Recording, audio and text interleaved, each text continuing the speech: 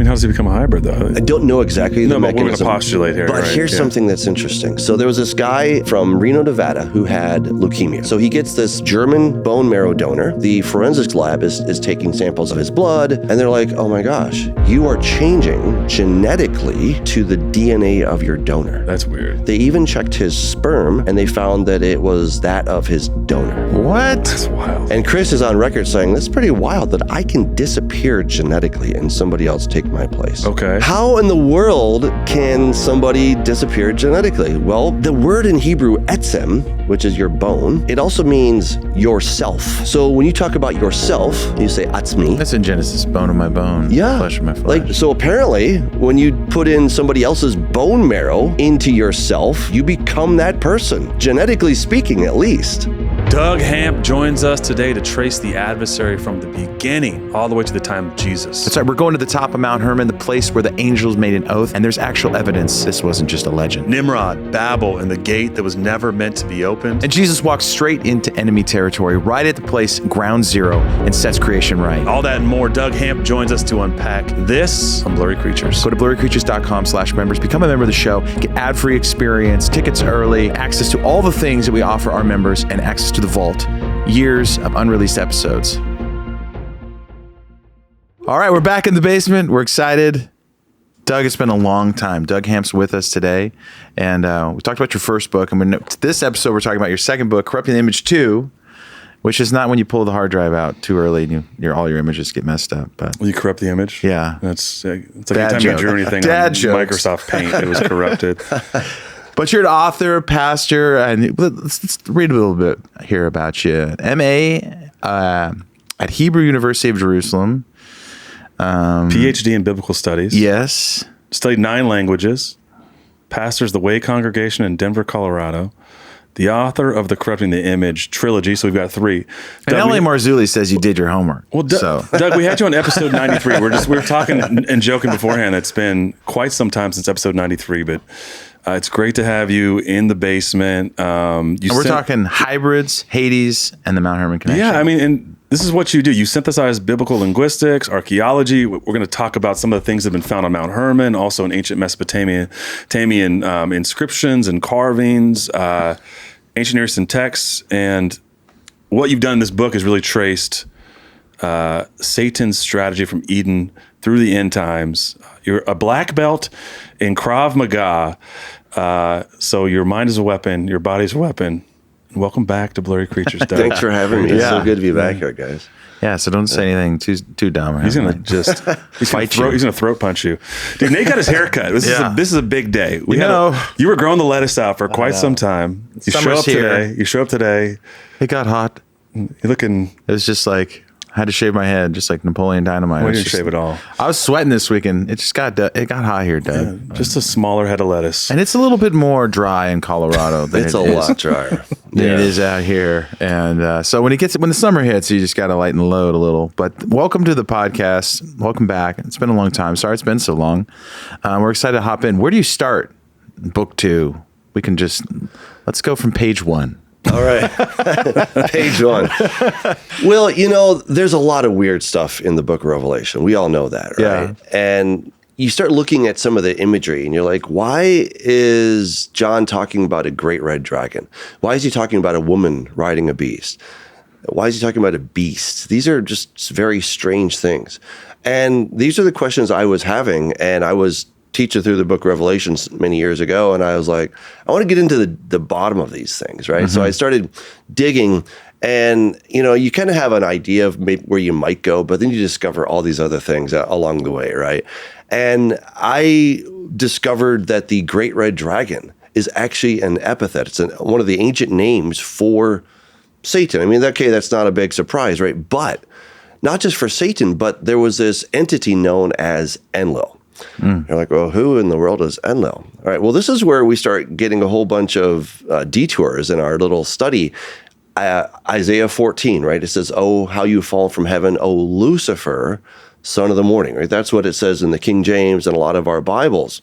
But if you start looking underneath the hood, you find that Lucifer is not in the text. This nobody knew about Lucifer in the ancient world. The word there is actually Hillel. Hillel, if you trace it back to the Akkadian, it's Enlil, and if you trace it back to the Sumerian, it's Enlil. Let's go. Enlil was the God who separated heaven and earth. He took earth as his portion. Anu, the creator God, took heaven as his portion. He was the God of the 33 stars. He was the God of the farthest reaches of the north. He was the one who held the Tablet of Destinies, by which he decreed the fates of men. And you're like, oh my goodness, this is starting to sound like somebody I just might know. He was also known as the God of death. Right? I mean, he had all of the same markings as the person that we typically call Lucifer, or we call Satan, the devil, right? And you start putting it all together, and this incredible picture starts to emerge. And the Great Red Dragon, we find iconography of the Great Red Dragon all over the place, which again just kind of blows our mind when we start finding. For example, here is a picture of this is on the Ishtar Gate of the Neo-Babylonian Empire of Nebuchadnezzar II. This is a great red dragon. You start looking at this thing, you're like, okay, that's just some weird dragon. No, take a deeper look. It says this thing has wings. It has eagle's talons. It's got a kind of a funky tail, obviously a dragon-type head. We see this basic idea all throughout the ancient world. Let me show you another one. This one blew my mind. This is a cylinder seal from about 2200 BC. And you can see a woman on the back of a beast. The beast is another manifestation of Enlil. And it's we're going to see it kind of morphs a little bit over the centuries, but it's the same basic creature. This is a lion type creature with wings. It's got eagle's talons. It has some kind of poison or venom coming out of its mouth. And on its back is Ishtar, the woman riding the beast. Ishtar was called the mother of harlots. Right? This is not biblical language. This is ancient Near Eastern language. Yeah. And suddenly your head is starting to explode. You're like, oh my goodness, John wasn't just smoking some weird stuff, right? He was getting downloads from God about things that the people in the ancient world, I don't know what they were smoking, but they were somehow seeing things in the spiritual realm from Satan's perspective. And of course, John is seeing it from God's perspective. Yeah. Right?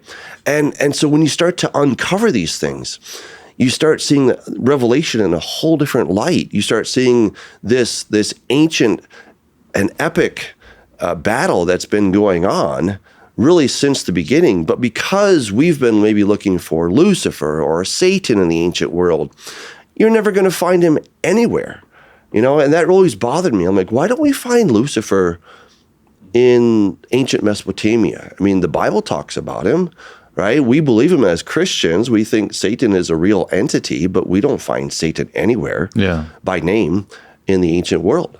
But once you understand that he was known as Enlil, oh my goodness, suddenly it all starts to come together. And it turns out that Enlil had a son who was Ninurta, when the Bible calls Nimrod, right? So again, the plot starts to thicken, right? It just gets so incredibly cool. Yeah, I mean, I think like, obviously people who've watched Ancient Aliens, they kind of talk about a lot of these concepts in depth. And obviously they don't have more of they kind of use the Bible here and there to try to tell their own narrative. But why do you think it changes in the New Testament? Obviously Christ is tempted in the wilderness. Sometimes there is a little bit of a disconnect between the Old Testament and the New Testament in terms of, and I think that confuses a lot of people. I think you have to, on our show, we try to go back and it makes sense more of the Old Testament. In fact, I kind of enjoy it a little bit more because it makes more sense to me now. Yeah. But why do you think that happens? Well, I think because we tell people to start reading in the book of John. I think it's a mistake, honestly. I think we should start in the book of Genesis. Who's going to start a book and start in chapter 25? Yeah. I mean, no one's going to do that. You're going to be like, wait, who are all these characters? Why? What's happening here? But if you start in the book of Genesis, then you're like, oh, okay. God makes Adam and Eve. Satan comes along, and suddenly we start seeing it from the beginning. And by the time we get to Christ, you're like, oh, here comes the Savior. Here comes the hero. Yeah. Here's a guy on a secret mission. This is the ultimate mission impossible. Sure. And he's got to come covertly to defeat death. Right. Yeah. And now we already know who the character list is. We know who the bad guy is. We know how he's been posing under all these different guises. And, but part of the problem is sometimes Christians have a bias against the Old Testament. Let's just be honest. Yeah. But the other part is that our English or, whatever language doesn't always capture what we're finding in the Hebrew. And so sometimes we just have to just keep digging a bit deeper, and we start to see this radical picture emerge.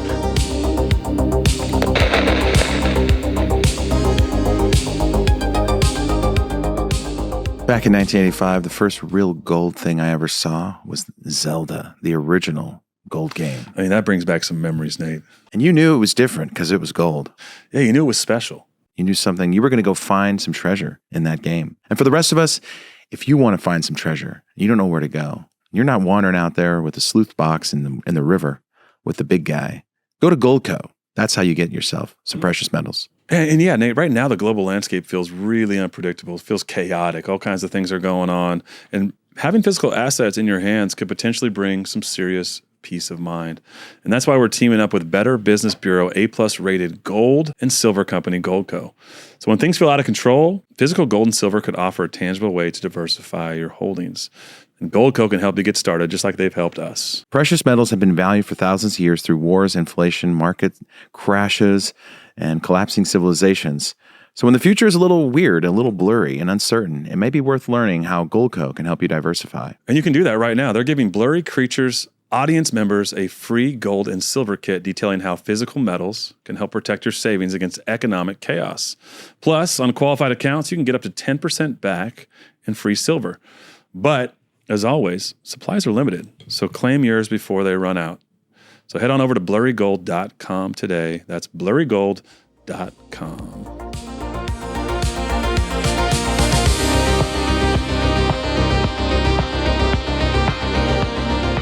Let me take you on a little tour here.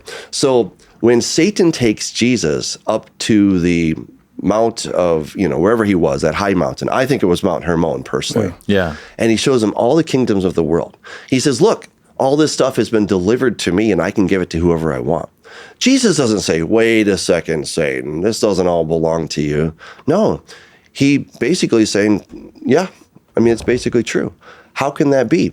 Well, again, once we understand that Satan in the ancient world was known as Enlil, and that he held the Tablet of Destinies, that whoever held the Tablet of Destinies, that was basically the deed to planet Earth. That was the rights and privileges to decree fates, to decide what's going to happen, right? And so Jesus is saying, yeah, you do own it, and I'm gonna take it back, but I'm not gonna shortcut. I'm not going to take the authority from you, but I'm actually going to go and I'm going to defeat death, right? So you start to see that he was known as death. This starts to tie into King Og of Bashan. Yeah. Satan is known as death? Satan was known like as the Grim death. Reaper kind of thing? Well, yeah, that's kind of the modern, the comic book version, right? Yeah, of the Grim Reaper. But essentially, where to start? So because I'd love to talk about the Tablet of Destinies too. Yeah, because we haven't really talked about that at all. I don't think. No, but it makes me think. I want to start you real quick, but can we talk about why?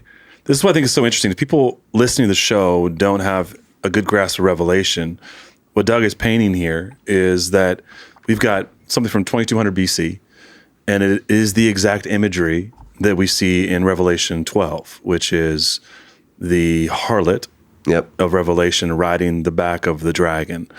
And the beast. And so what I just wanted to come back to this quickly, why that's so important to this conversation is you just identified that the identity of Enlil, who is he was the head god, or one of the head gods. You can clarify that, but he essentially is the one that controls the earth and has the Tablet of Destinies. He is depicted here as a dragon and so you have this crazy parallel.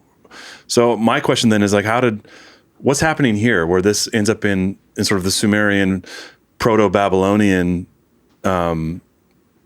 mythology that we see in Revelation, and people that in the ancient world would have understood this from John, right? Okay, we know this story, but why do they know that story? Yeah. Well, I don't know if people in John's day would have known about Sumer. I mean, that was already ancient history in their day. Yeah. Okay, but what it does tell us is that whatever the people in ancient Sumer were seeing, like, how did they know about this stuff? Yeah. How did they know this? Yeah. I think that they were seeing into the spiritual realm one way or another. I don't know if they were doing drugs. I don't know if they were doing some kind of strange cultic seance, whatever. But they were somehow able to have a cognition of what was happening in the spiritual realm, right? Satan and company were showing them what was on the other side. Huh. And so here we have this iconography. So by the time we get to the book of Revelation, God is not revealing something else. He's not just giving some weird analogies and metaphors for people to wrestle with, and it's all just allegorical. Yeah. It's not allegorical. Now, again, it's not to say that everything is 100% literal. I mean, I'm not expecting a dragon necessarily to show up, but the one who is embodied in, who represents or is represented by the dragon, who has always been depicted as the dragon, that's the one that I'm expecting to show up, namely Satan, right? And the Bible tells us that he's Satan, the devil, the dragon, right? He has all these different names. And once we can just stop focusing on Lucifer or Satan and start understanding that his role was huge in the ancient world. Oh, and Enlil means Lord Wind. What does Paul call him? He says he's the prince of the power of the air. Interesting. Right? Yeah. So you're like, oh my goodness. Yeah. Right? This guy, Satan was not just something that the Bible came up with, but he was a real ancient entity. Yeah. He just had a different name. And once we can start tracing these, and that's where it's really fun to start connecting the linguistic dots. Right. And you start to see, oh my goodness, he was everywhere. I think part of the problem with Christians is if you start at chapter 1 in Genesis, he's already there and right away. And I don't think there's a backstory that we don't get. Story. Yeah. And so you're talking about this Tablet of Destinies. Is that when he gets this? Is that part of the swap there? And we haven't really talked about this much on the show. I'm curious. So, okay, Ezekiel 28 is where we have to start. If you want his backstory, you've got to go to Ezekiel 28. Because God tells us right there that I made you as the perfection. He was full of wisdom, perfect in beauty, right? He was the anointed cherub who covers. And he says a really interesting thing. He says, by the abundance of your trading, you became filled with violence. So the word trading there is the Hebrew word rechulatcha. And some people translate it trading, but there's another word that fits much better. And it's actually the word slandering. So by your slandering, by the abundance of your slandering. And the word slander basically means to come and go as a talebearer. So it's kind of related to trading. You're giving out something, right? Yeah. You're exchanging something. But in this case, it's information, but it's really negative, slanderous information. Oh, and guess what? Slanderer is in the Greek. Diavolos, el diablo, okay? So the devil literally is the slanderer. So we start to find his backstory right there in Exodus. Do you think Ezekiel that was his job, 28. like related to his job? No. Like he was getting information from one part to the next, or well, God says that I made you perfect. You were perfect in every way. There was nothing that was wrong with you until you started going off on these kind of strange tangents. All right, so in here you were the anointed cherub. For I had anointed you were on the holy mountain of God, and you walked among the fiery stones. Right? So he was on the holy mountain. He was also in Eden, the garden of God. So look, when Satan shows up for Adam and Eve, they're not thinking, oh my gosh, it's a talking snake. How weird is this? Yeah. No, he was already the prime minister of Earth. His job was to be the manager, the CEO, the chief steward of planet Earth. Now, God made Adam and Eve as ones in his own likeness and in his own image. So those are kind of his kids, right? Yeah. And I think of it like who Joseph was to Pharaoh. So Joseph became the number one head honcho. He became the de facto ruler of Egypt. But the moment Pharaoh has a son, his son is going to outrank Joseph, right? Yeah. Two very different relationships, but Joseph had immense power. But imagine if Joseph said, well, I don't want to just be number two. I want to be number one. I want to take over. Yeah. Well, now you're going to have a problem. And so Satan was not content to just be the chief steward. He probably in his own machinations didn't think, why do I have to serve these creatures made of dust? Yeah. Why do I have to, be in this role of steward instead of being in the role of boss? Right. And so what it says, through the abundance of your trade, that's the key word there. That's the word rechulatcha. By the abundance of your slandering, you became filled with violence and sinned. So I disgrace you from the mountain of God and banish you, guardian chariot, from the fire stones, etc. And so he became proud because of his beauty, because of his splendor. He corrupted himself. Right. He thought he was so amazing, and he was. He really was amazing. When you look at the language here, it's absolutely stunning. You were the seal of perfection, full of wisdom, and perfect in beauty. Oh my goodness. You were in Eden. You were in Eden. He was in Eden. Who else was in Eden? Well, Adam and Eve, right? So he was amazing. He comes to the garden, and they're like, oh, we know you. We trust you. Right, you're God's number one dude. And he was covered in precious stones and gold. He Yeah. was And when when you look the at that the nicest of things. Yeah. Yeah.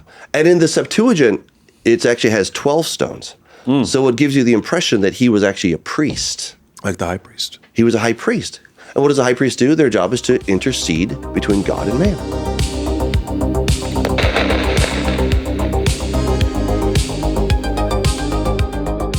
The ancient Egyptians had old healing chambers that could go inside and take care of themselves, but we've lost that tech, Luke. Yeah, we have. And I think in this day and age, especially in our 40s here, as being 80s babies, we really need to take care of our bodies. And part of that is putting the right things in it. That's right. Whether it be protein, fiber, creatine. One of the things I've really added lately is my Momentous signature spec creatine. And we've been talking about creatine for a while on the show, not just maintaining muscle mass, but this is giving you more energy. It's giving you more cognitive function.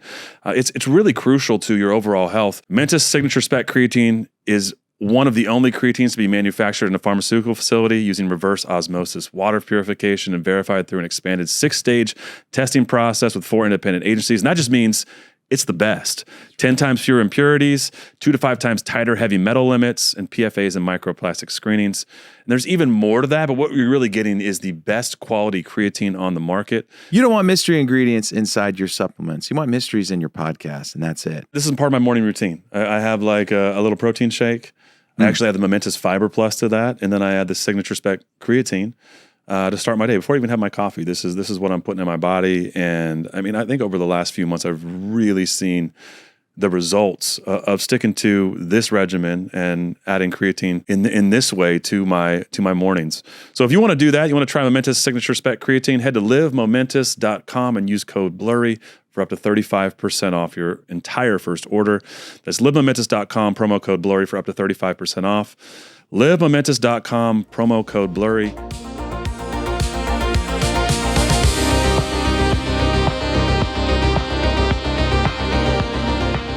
Well, that's what I was saying, was that, like, if he's such a slanderer, then, angels are messengers. Is there some kind of message going back and forth? Or is that the corruption of Job once he falls? He has information, and then he can turn it against. He turned it against him. Yeah, right. Yeah, that's why it was so subtle. That's why it was taking candy from a baby.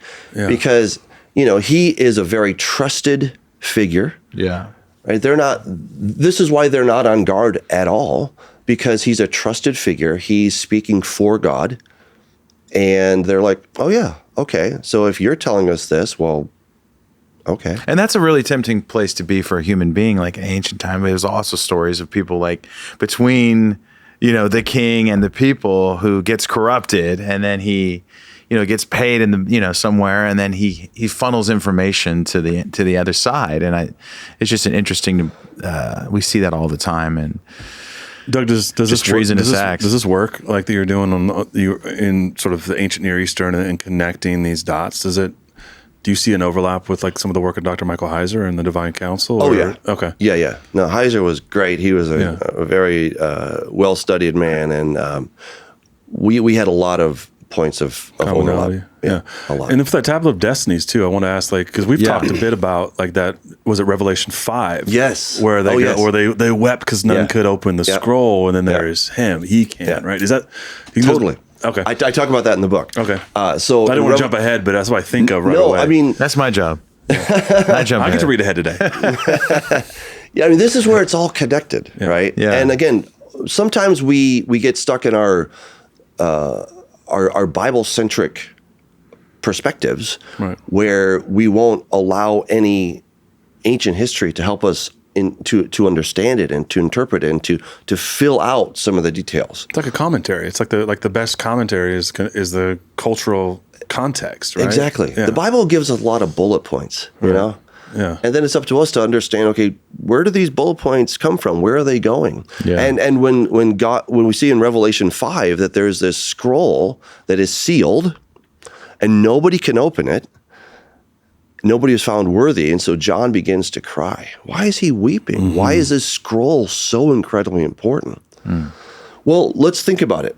Once all the seals are opened, then what? Well, then the kingdoms of this world have become the Lord's, right? Everything is reverting back. So I think that scroll is kind of like the title deed to planet Earth, or it's the Tablet of Destinies. That's what Timothy Alberino on the show has talked about. He believed that'd be the deed of the earth, right? Yeah. That it's been given to Satan. But these could be the same thing as well, right? You could have the Tablet of Destinies be essentially the same thing as a deed of the earth, because he becomes Satan falls and becomes the Lord of the air, the king. He becomes the one that offers the kingdoms of the earth to Christ, right? So, but how did he get them? Right. Because in the beginning it says that God made the world and he gave dominion to Adam and Eve, right? So the keys to planet Earth belonged in Adam's hand. And then Satan comes along and says, hey, can I have those keys? And Adam says, sure, here you go, right? So he gives away the authority to Satan, right? It was legally Adam's, because God made it, gave it to Adam, and Satan was simply to be a steward of that. He was, to be the chief butler, if you will, right? The house belongs to Satan.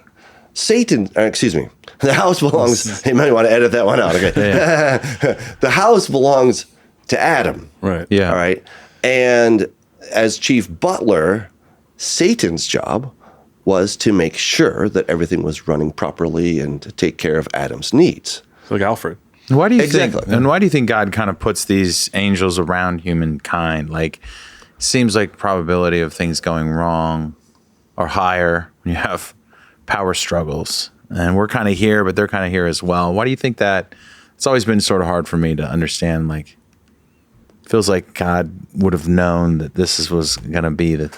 This is one of these mysteries that we can understand, but we kind of can't. But for love to be real, for love to be absolutely real, there has to be the possibility of rejection. I mean, think about it. Yeah. If you go up to your girlfriend and you propose and there's a gun to her head, I mean, she says yes. Maybe you get married, but your whole life you're like, yeah, but she only said yes because there was a gun to her head. Yeah.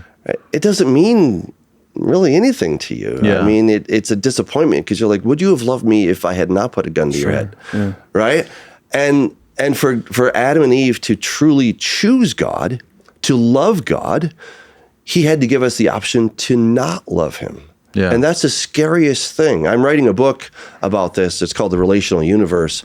And one of these days I'll bring it out, right? But I'm doing the kind of this thought experiment. Like, okay, you're the creator, all right? You get to create your own virtual world, all right? And I have this kind of cool thing in the book where you have this really cool console. But there's basically 3 different models of the world that you can make.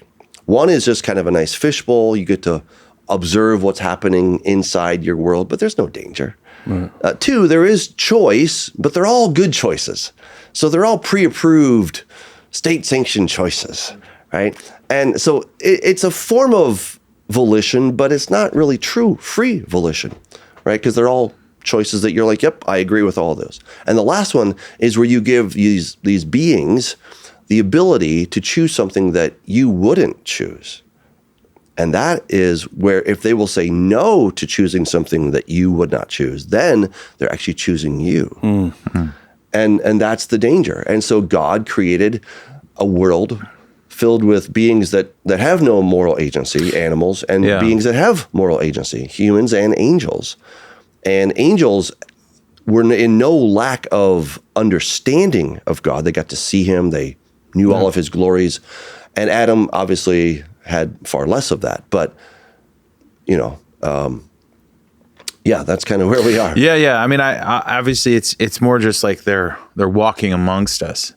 It's kind of like putting the wolves and sheep in the same pen in some ways. I mean, obviously they're God's creations, and he loves the angels as much as us, and we're kind of alike, but we're kind of different. Yeah, it's one of those mysteries. But that happens again after the fall, though. I mean, because this is where it cascades down, right? We go from Ezekiel 28 and the story of the king of Tyre, which is this allegory of Satan, right? It's speaking directly of him and falling, right? But then you've got the angels walked with humanity in the garden. Adam's kicked out. And then we have, of course, which we talk on the show about all the time, you have this Genesis 6 event where the angels return here to walk with us again. And you've got, one of the things I was really excited to talk to you about, because as we go through all the ancient Near Eastern stuff, is there's a tablet or an inscription that you've said is Satan's command to create a hybrid race, which really is what we were talking about kicking off this Mount Hermon event. The backdrop is pregnant with all kinds of... He gets the Tablet of Destinies, and then does he then go and start doing what he did before, which is telling other angels like, hey, you guys don't have to be loyal either. You can do what I did. You know what I mean? It starts to cause problems by communicating this slanderous way. Well, again, it says by the abundance of your slanderings, right? Yeah. So it wasn't just a one-off. I think God should run the universe this way. He must have said it a bunch of times where he was subtly influencing the angels and Adam and Eve against God in ways that were slightly questionable, but still kind of made sense. So I do kind of a thing in the book where I have this suggestion of maybe he was going around and he was saying things like, hey, you know what? Is it really right for us to have to serve things made of dust? Yeah. And if you start looking at the Hebrew, the word eved or avodah, it means to work, but to serve, but it also could mean to worship, right? So there may have been some kind of a word play that was going on. I don't know. I'm speculating. Okay? Yeah. And, so exactly, what he said, we'll probably never know. But he obviously, just based on the text, he was doing slanderings. He was doing it many times. And by the abundance of his slanderings, he was cast out of the mountainous city. Yeah, it was bad HR. I had to get rid of him. Yeah. You got handed his pink slip. See ya.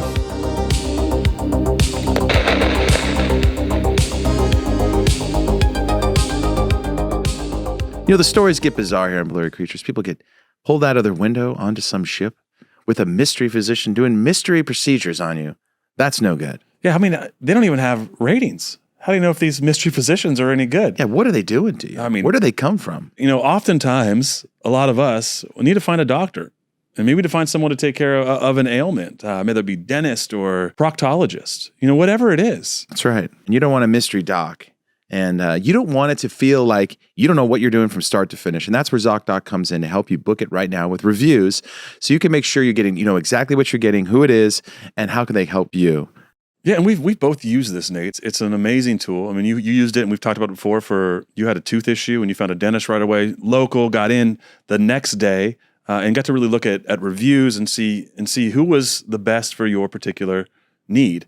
And that's what Zocdoc does, right? I did the same thing for my kids. I needed to find a good pediatrician that aligned with our values, that was local, and Zocdoc was the one-stop shop for that. A lot of us procrastinate doing this, right? It's easy to put off doctor's appointments. You want to avoid it. And sometimes just the process becomes anxiety-driven, right? You got to get on the phone, endless phone tag, only to finally call out and find out that you can't get in for 6 months. That's right. Zocdoc lets you search and compare local in-network doctors. They have more than 150,000 providers with 200-plus specialties across 50 states. Their website has tons of reviews from real patients and detailed doctor profiles to help you choose the right one.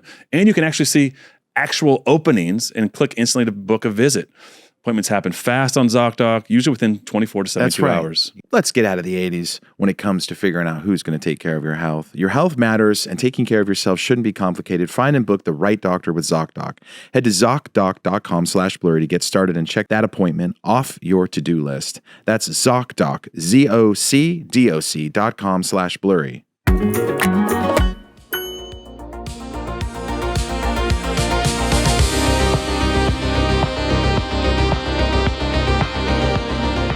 So then, speculation, but he obviously other angels defect, and we have this pact that was made, and you have this stone here. This was found on Mount Hermon, right? This was found on Mount Hermon. Yep.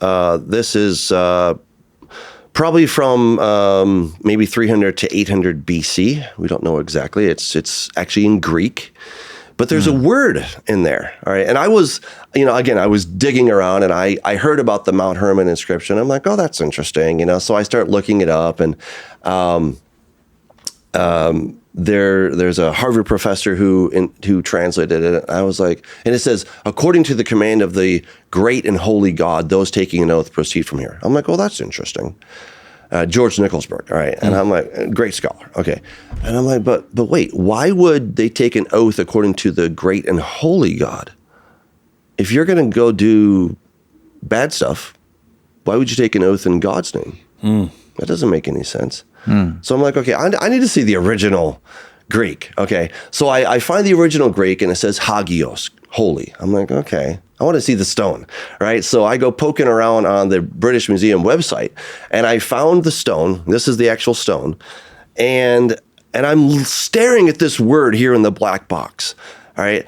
And I'm like, okay, I'm not the foremost Greek scholar in the world by any means, all right? But my Greek is good enough that I know that this does not say hagios. It just doesn't say hagios, And so I'm calling my friends who also know Greek, and I'm like, does that say hagios or does that say something else? They're like, it's definitely not hagios. I'm like, okay, thank you. I'm not losing my mind. So this word actually says batiu. Yeah. Right? And you're like, what in the world is batiu? Right? So I'm looking at every Greek lexicon I can possibly imagine. So I'm that's just searching. B-A-T-I-O-Y. Yeah, B-A-T-I-O-U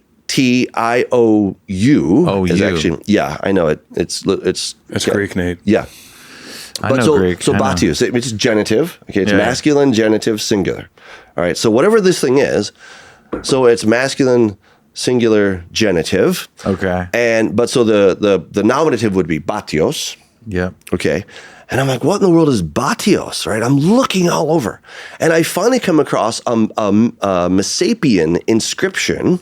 So the Messapians were a people in ancient Italy from about 800 to 300 BC, roughly. And they have a Jupiter Batios. I'm like, Jupiter Batios, what in the world is that? I don't know. But where this inscription was found was in some little grotto. You could only get there by sea. And I'm like, okay. So I start, connecting all the dots. There's this place where Phoenician sailors went, and they talked about this Jupiter Batios. I was like, oh my goodness. So in the backyard of Phoenicia is Mount Hermon. And that's where this inscription was found. And it's also found in Italy. So there's 2 places in the entire world where this name shows up.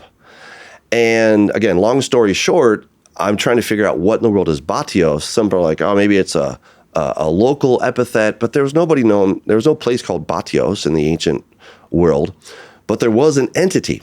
And again, I want to make it really easy to understand here, but when we go back to Enlil, because I've been doing all this study on Enlil, I was looking at his logogram. That was kind of his golden arches, if you will. All right, that was his logo. Yeah. And his logo, the way you would say his logo was by saying Bad. That was the name. It's like golden arches, right? Golden arches doesn't sound like McDonald's, does it? Right? But we all know what it means, right? And so the word Bad, B-A-D, it's kind of ironic. Yeah, right? But Bad meant death or enmity. I'm like, oh my goodness. And so Bad or Bat, they're the same. They're equivalent phonetically speaking. So Bad and Bat are the same. And then the eos ending at the end is just a people ending. It's talking about a people group. Okay, some people something. So I'm like, oh my goodness. So I call up this guy who is a true scholar in ancient Sumerian. I'm like, could I be onto something, or am I crazy? And he's like, no, you're definitely onto something, because there's this other loan word that was found in ancient Italy and all this different stuff. So again, long story short, this is the Hellenized version of Bad, and Bad was one of the names or the variations of Enlil, which meant death and enmity. And I was like, oh my goodness, death and enmity. What does it say in Genesis 3:15? I will cause enmity between you and the woman, right? I was like, oh my goodness, this is crazy, right? Now, again, I know there's a lot of different threads here, but Bad is the name of the logogram, but the way you would pronounce this was Ug, all right? And Ug means death and enmity. And then when you do something called a reduplication, you double it, Ug, it actually comes out Gug, which in the Bible is Gog, right? Gog and Magog, right? Ezekiel 38:39. That's in book 3, all right? But I was like, oh my goodness, right? And then Ug becomes Og, King Og of Bashan, right? And there's some ancient Ugaritic texts from about 1200, 1300 BC. And they talk about how Mount Hermon was the capital. It was the Mount Olympia, if you will, of the ancient world. And they said that there was a god of death who ruled there. And he also had headquarters in Edrei and Ashtoreth, which is exactly what the book of Joshua says about King Og of Bashan. So King Og of Bashan was named Death. His name was Death. You're like, oh my goodness, you can't make this stuff up, right? Right. I mean, it's just incredible when you start connecting dots. So then what is that? So I have a number of questions. I think the first is, so if we have this Greek word that's found only 2 places, and it's written, between 800 and 800 BC. Yeah. What kind of knowledge do they have, and what are they trying to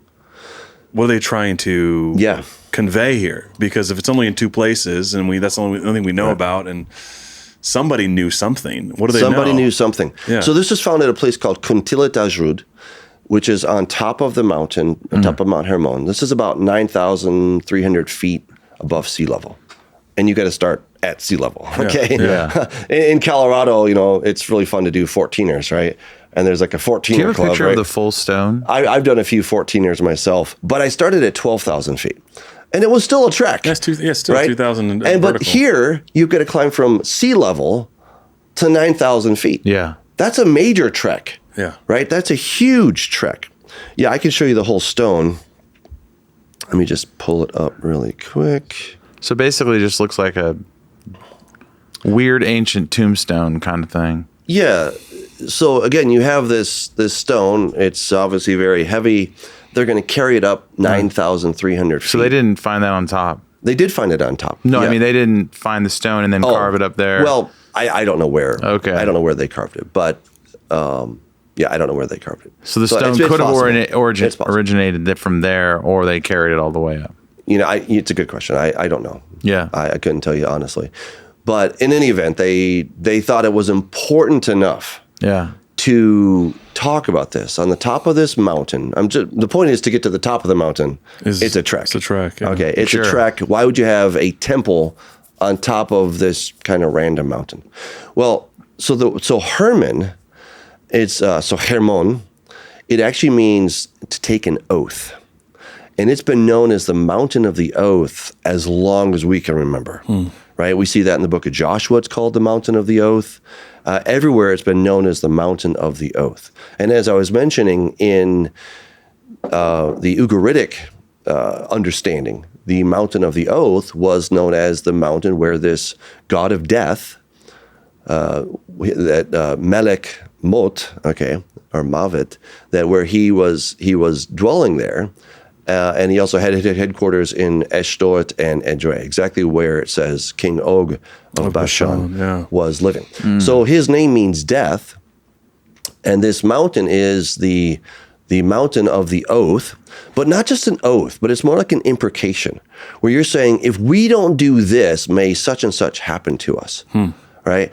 And that's what, according to this inscription, that those taking an oath, who have made an oath according to the great and holy God, if you look at the more modern translation. But so what I discovered is that it's not the great and holy God, but it's actually the greatness, the bull God personified Batios God. And Batios is a name for Enlil. And so when they were taking this oath, they were taking an oath in the name of Bad or Enlil. And that's when they took the oath. So this gives us the clearest extra-biblical, at least in my opinion, the clearest extra-biblical proof of Satan giving the command for those fallen angels to then take an oath, to imprecate themselves, to say, if we don't do this, may we all, get in trouble together, something like that. But we are promising, we are swearing that we are going to do this thing, and we're going to go and then take women and beget this race of Nephilim. Can you read what the stone says, from start to finish? Do you know? Do we have that?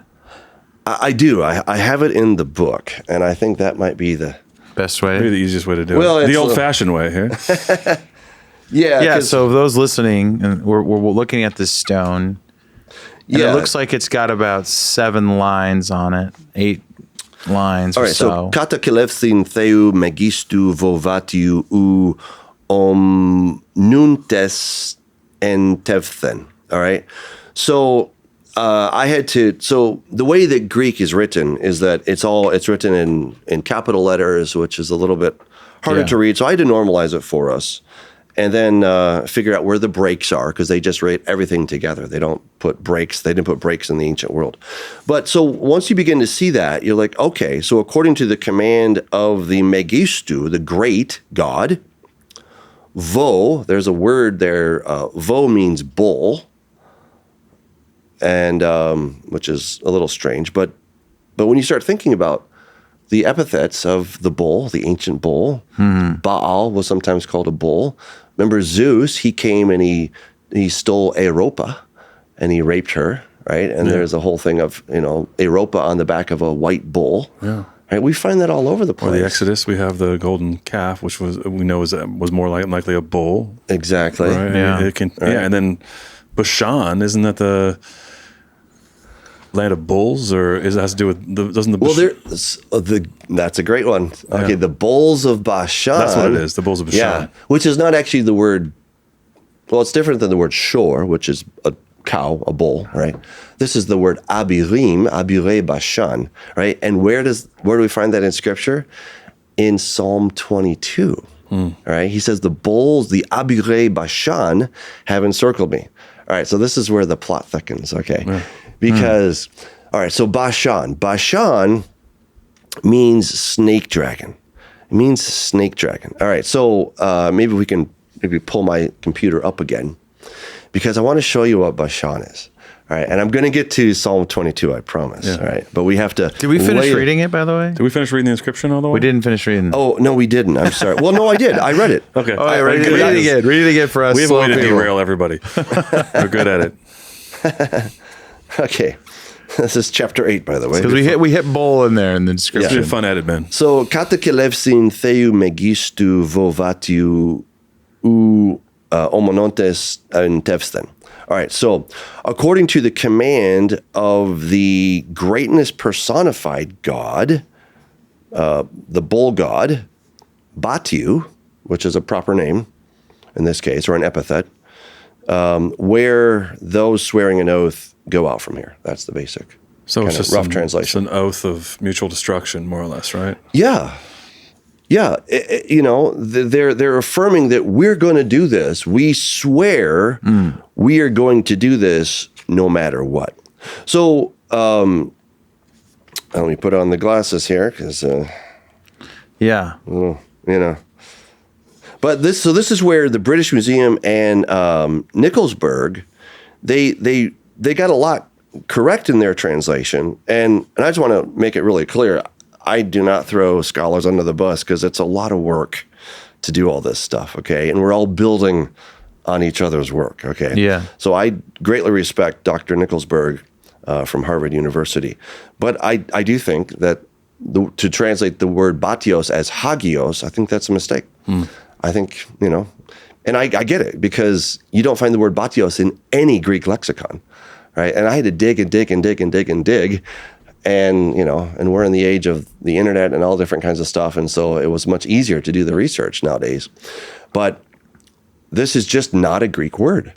And it's a Sumerian loanword. That's how it made its way into this inscription. That's why it was so impossible to translate. So obviously, who do you think carved this? Well, I mean, the timing is odd too, right, Doug? Because I mean, we know this is not like an ancient oath of that, First Enoch, Book of the Watchers, Descent of 200. This is not. It's not contemporary, but like what? Yeah, why? Is kind of what I asked you. Yeah, I mean, it's called Mountain why? of the Oath, and there's like a history of this mountain. It's got a long history. All right, so we're in basically the Messapian period. This is from 800 BC to about 300 BC. This is also the era of the Phoenicians, right? And there was actually a bilingual inscription that was in Phoenician and Greek, and it talks about Melkart in the Phoenician side, and it talks about Heracles on the Greek side. So Melkart, so going back to Ezekiel 28, where it talks about the king of the city, we usually interpret that, the human king. No. Right. The king of the city was a code word for the king of the underworld. The city was the underworld. So Melkart, Melek-Karat, the king of the city, was an ancient deity, if you will. According to the mythologies, he was this ancient deity, and he was known as the king of the underworld. And so he was a god who was worshipped in ancient Phoenicia. And then on the Greek side, his name was Heracles, which is the god of fame, okay? The god of great standing, essentially. And I go, well, wait a second, where do we get this? Well, this is going to tie us into Nimrod in just a second, because, and again, I know there's so many threads, right? But they're fun. You start pulling on them, and then you start pulling on all these other threads, right? Yeah. So yeah, you look at this inscription, and then you start understanding, okay, there's all this other stuff that's going on, all right? And we started the show by talking about the Great Red Dragon. Right. It's all related. That's what's wild. There was days when I was writing this book and my head was just exploding because I'm like, oh my goodness, like I can't keep up here. It's hurting, my head was hurting because I'm like, Lord, I don't know how to put all these things together. Right. But I just kept tracing the threads until finally I was like, oh, so we would go from this inscription. We now have this extra biblical confirmation that something weird was happening. Sure. All right. So, I can't tell you exactly who are the people that wrote this because I don't know that. I can just tell you that we found it. Okay? Right. And I can tell you what it says. And I can tell you that this is in the backyard of Phoenicia where they were worshiping Melkart. They were worshiping the god of the underworld, according to the Ugaritic people around 12 to 1400 BC. They said that this mountain was the headquarters of a god of death, all right, whose name was Melech, and then Mot, or sometimes Mut, depending on how you want to vocalize that. But he was the king of death, King Og of Bashan. Og literally is coming from the ancient Sumerian Ug, meaning death, all right? And then we get to Bashan, okay? And Bashan means a snake dragon or a dragon snake. Yeah. And so if you want to pull this up on my screen, I can show you so this right here is a geoglyph. And thanks to Derek Gilbert for originally pointing this out to me. This is so cool. You can pull this up on Google Earth, right? And just look for Gilgal Rephaim and then zoom out just a little bit, and you will see just a little bit north there. This is about 2/3 of a mile. That geoglyph of what looks like a snake, that is a Bashan. Okay. Now Bashan is coming from the Sumerian or Akkadian, in this case, the word Bashmu. So this is the ancient Bashmu. All right. The ancient Bashmu, again, variations on a theme, but here, letter C, you can see the one that's kind of standing up, or even number 2. They all have that general snake thing, but they have feet, right? Yeah. They have forward feet, so if we go back to this one, you can see that it's got some eyes. It looks kind of like here toward its neck or something. It kind of sort of look like feet. I can't prove that, but that's the general idea. So the land of Bashan literally has a 2/3 of a mile geoglyph of a Bashan. Of a dragon. Right? And Bashan is meaning from the Akkadian Bashmu, snake dragon. And again, lots of different names for this, but they all basically mean the same thing. It's some kind of a snake dragon. It's a god of death. It's one of the many epithets for Enlil. And I can show you other variations on that. This is a mushhushu. This was found on the Ishtar Gate in Neo-Babylon.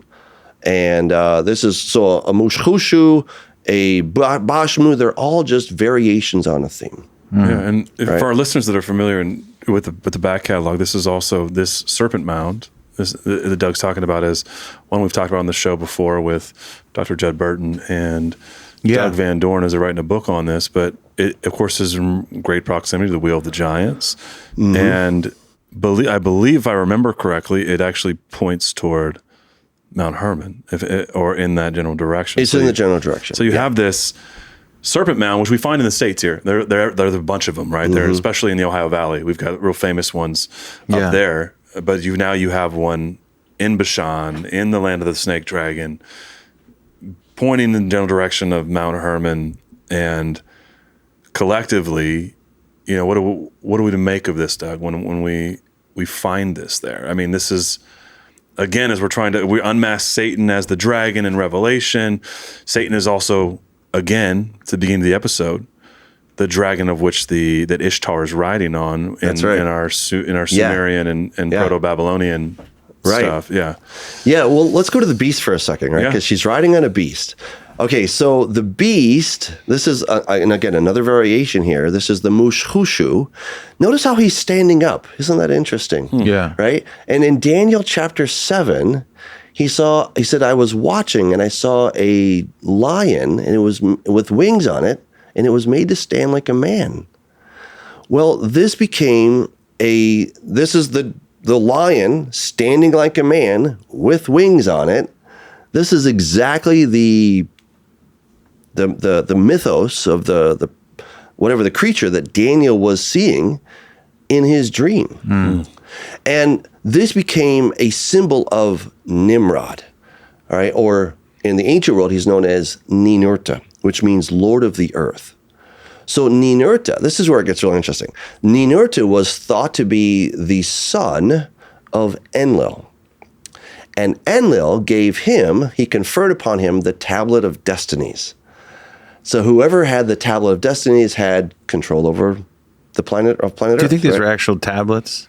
or just a scroll? I think it may be more of an abstraction. I don't know that there was an actual scroll floating around somewhere. Yeah. Just like I don't think God gave Adam an actual deed. Yeah. But he gave him, the keys to the kingdom, as it were, right? It's like, the key to City Hall. Maybe a great mustache. That was it. oh, that's for sure. But yeah, I mean, because It's more like a title, right? Well, You I think kinda some get people the- get triggered at some of this stuff because there's a lot of like the lost tablets of Thoth and all that Billy Carson garbage. Yeah. But it's, but I can understand how. I think Christians just want to like write out all the weird stuff of we talked about the pre-show. And I had a quick thought. Obviously everyone's kind of telling a different story from a different perspective in the world, but they're kind of describing Enlil, Satan, dragon. Yeah. You feel like the beast imagery of all these different animals kind of stuck together is kind of like he wants to take the image of all these different things so everyone will confusingly worship him only. Is that like an image, or am I like reading something into that? Because it feels like the beast with wings and weird feet and all that is kind of like we're all describing the same thing, and if you put it all together, that's what I think it would look like. Oh, what is it in America? It was the plumed dragon. Right? Yeah. They Yeah, were- that's right. Or the plume. Quetzalcoatl. Yeah, Quetzalcoatl. the plumed The serpent. plumed serpent. Yeah. the plumed serpent. It seems like all these, ancient cultures were worshiping the same god in essence. I think they were. I Yeah. really think they were. This is why understanding who Enlil really was Yeah. is critically important. Because Enlil never claimed to be the creator god. yeah, He very brashly says, I usurped the authority from Anu, the creator god. Right? And one of his epithets is that he separated heaven and earth. And exactly that's what Satan did, right? He Eden. separated, Yes. because before that, heaven and earth, thinking of the domains of heaven and earth, the realms of heaven and earth, were united. They were. God and Adam could walk in the garden with no problem until death entered into the equation. But before that, heaven and earth were together. And we know at the end of all things, God is going to put heaven and earth back together. This is where the veil between heaven and earth is going to pass away. The sky is going to recede like a scroll, all that imagery. Yeah. This is where the heavenly domain and the earthly domain, they come back together. yeah. And I think for listeners, it's like this, like the serpent, the dragon, the bull. There's kind of like the feathers. The old dragon of old, right? Yeah. Yeah, there's kind of like this.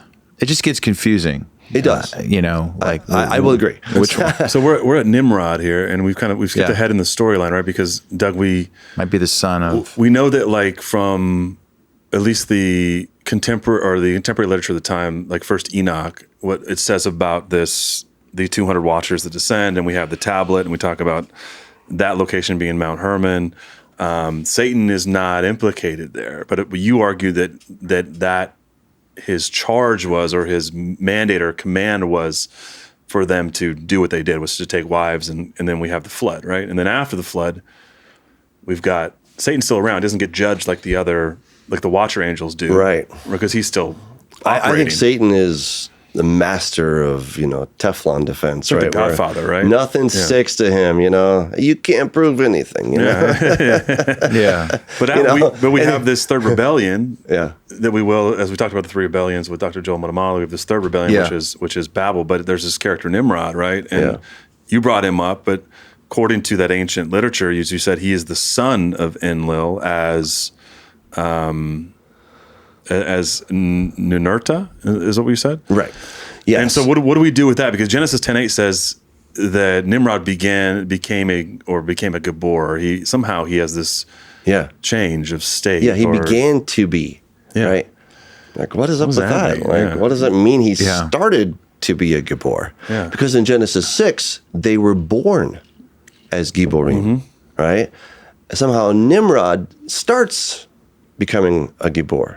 Because we know he has a human father, presumably a human mother, right? So how does he change? And though the text doesn't tell us specifically, this is where we can at least look to the ancient Near Eastern texts and try to fill in some of the blanks, with caution, of course. Yeah. Right? Because we always have to remember that the ancient Near Eastern texts are telling everything in reverse. The good guys are the bad guys are the good guys. Yeah. Right? And just one more thing before I get to it. So in the ancient world, Enlil he had this festival called the Akitu Festival, and it's where they would brashly reenact the slaying of the creator god. Oh, wow. So the human king would kind of put on his pomp and circumstance, and he would play this role where he is slaying the creator god. Like, that was their whole idea. It's like, yeah, we killed you. You know. So Enlil kills Anu? Is that in, Well, that's in that the idea. context? I mean, again, they understood that they couldn't actually kill him. No, Yeah. but They could totally take his authority. They're cosplaying. Yeah. Right. And Enlil is said to have taken the Anu ship. He took his authority, and then that became the Enlil ship. Right. And so then he confers it upon anybody who he wants. Now, here's a really cool bit of trivia. The word idols in Scripture is the word Elilim. Remember I said that in Isaiah 14, how you fall from heaven, O Hillel. Hillel is a hapaxlegomen. It appears one time in Scripture. If you trace it back to Akkadian, it's Enlil. In the plural, it's Elilim. Right? So when the Bible's talking about idols, it's talking about little Enlils, basically. Wow. Or Elilim, little Elils, right? Enlil, Enlil, same deal. Okay. So it's talking about you're worshiping little Enlils. Like, Yeah. once you start getting in there, like, oh my goodness, this is just this huge battle where Satan is constantly trying to give God the middle finger. Yeah. To say, haha, I took your kingdom. Right. You know, you gave the keys to Adam, and I just took the keys. What are you going to do about it? And he becomes the god of the empires, right? So Yes. in this case, the prevailing empire. So we is have Sumer and Babylon, right? So he's the dude. the dude. Yeah. Yeah. So now we have Nimrod, which feels kind of like a sort of bastardized Christ story. Mm-hmm. And he's giving authority to this hybrid son, Yes. so to speak, which we postulate like will happen in the end again. Well, how does he become a hybrid? Though? Yeah. Yeah. How does that? Okay, I don't know exactly the No, but we're mechanism. going to postulate here. But right? here's Yeah. something that's interesting. So there was a guy. We need to know today, Doug. I know, right? So there was this guy from Reno, Nevada, who had leukemia. Biggest little city in the world. And he had leukemia. So he gets this German bone marrow donor who gives him the bone marrow, and a forensics lab is tracing who this guy is. His name is Chris. All right. And he, over a course of several months, the forensics lab is taking samples of his blood, et cetera. And they're like, oh my gosh, you are changing genetically. You're changing to the DNA of your donor. That's weird. They even checked his sperm, and they found that it was that of his donor. What? All right. That's wild. And Chris is on record saying, that's pretty wild that I can disappear genetically and somebody else take my place. Okay. So when you start, you're like, oh, that's really freaky. You know? How in the world can somebody disappear genetically? Well, the word in Hebrew, etzem, which is your bone, it also means yourself. Okay. So when you talk about yourself, you say atzmi. That's in Genesis, bone of my bone, Yeah. flesh of my flesh. Like the bone is the most you that there is, right? And so apparently when you put in somebody else's bone marrow into yourself, you become that person, genetically speaking, at least. Wow. Okay. And there's also people that have had heart transplants. You've probably heard about these people. You know, there's one guy that had a heart transplant and suddenly he's wanted to start riding motorcycles and drinking beer, you know. And there was also another girl. She was about 8 and she needed a heart transplant. And there was a little girl who was about 10 who had been murdered. Well, she gets this new heart and then suddenly she starts having these visions.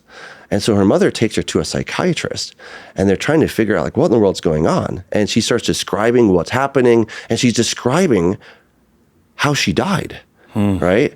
And they start piecing it all together. And the little girl that got the heart transplant was able to put so many pieces together that they were able to identify the killer. Jeez. So it's like genetic memory. Right? Yeah. Yeah. There's something in there. Well, yeah, we talk about that. We talk around that idea all the time. That's wild. Yeah. I mean, like, do you have this? It's weird. That your genome, your DNA can remember aspects. So here's my theory. Okay, I like it. I can't prove all this 100%, but I think it's a decent theory. I think when Satan possesses somebody, given enough time, that's kind of the variation there. If you get given enough time, then that person actually starts to be transformed. Think about it. When Satan possessed Judas, what was he called? He was called the son of perdition. Yeah. Yeah. Interesting. The son of perdition. Okay. What is the beast, the Antichrist, called? Son of perdition. Right? He's the son of destruction. That's literally what his name is. Versus the man of perdition, right? Versus he's the offspring of. He's the offspring. Yeah. Yeah.